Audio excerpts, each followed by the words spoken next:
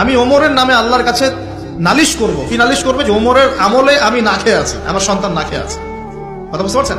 এই কথা শোনার সাথে সাথে ওমর রাদিয়াল্লাহু আনহুর মানে বুকে আল্লাহ পাকের ভয় চলে আসলো, হৃদয় প্রকম্পিত হলো। প্রকম্পিত হওয়ার পর তিনি নিজে চলে গেলেন মদিনায়, যেটাকে বলি আমরা বাইতুল মাল, মানে রাষ্ট্রীয় সম্পদ যেখানে থাকতো ওটাকে বাইতুল মাল বলা হতো। সেখান থেকে একটা আটার বস্তা নিজের কাঁধে উঠিয়েছেন, উঠিয়ে নিজে পায়ে হেঁটে ওই মহিলার বাসায় যাচ্ছেন।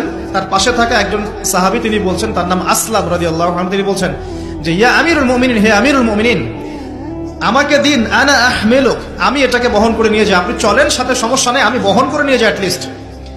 তখন ওমর রাদিয়াল্লাহু আনহু বলছেন, দিলের কান দিয়ে শোনেন কথাগুলো। ওমর রাদিয়াল্লাহু আনহু বলছেন, হাল আনতা তাহমিলু উযরি ইয়াউমাল কিয়ামা, তুমি কি কিয়ামতের মাঠে আমার পাপের বোঝা বহন করবে? সুবহানাল্লাহ, চিন্তা করে দেখেন। নিজের হাতে গেলেন, রান্না করে খাওয়ালেন, তারপরে বললেন আগামীকাল তুমি আমিরুল মুমিনিনের দরবারে এসো, সেখানে আমাকে পাবে। এই হলো ওমর রাদিয়াল্লাহু আনহুর খেলাফত। একদিন তিনি তার যে উট, এটাকে পরিষ্কার করছেন। আলী রাদিয়াল্লাহু আনহু দেখে বলছেন, আমিরুল মুমিনিন, আপনি পরবর্তী জেনারেশনের জন্য অনেক কঠিন আদর্শ রেখে যাচ্ছেন। আপনি এত কাজ করছেন, তারপরে নিজের কাজও নিজে করছেন।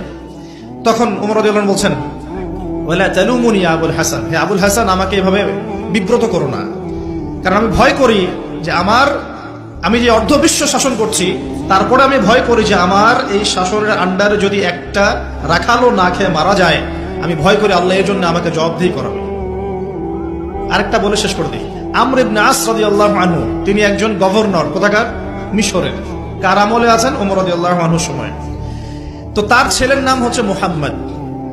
তো সেই মুহাম্মদ আমর ইবনে আসের ছেলে রাদিয়াল্লাহু আনহু।